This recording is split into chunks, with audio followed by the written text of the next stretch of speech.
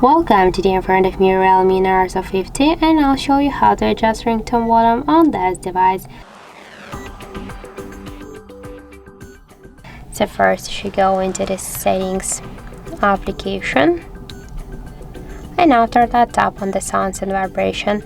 Then you'll see here the ringtone volume panel. Just to change the ringtone volume, you should swipe to the left or to the right side, that's dot with your finger.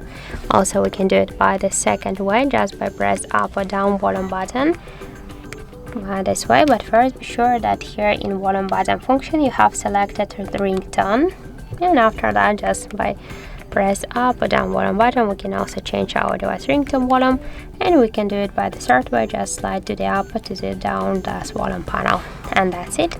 So thank you for watching, and if you found this video helpful, don't forget to leave a like, comment and to subscribe our channel.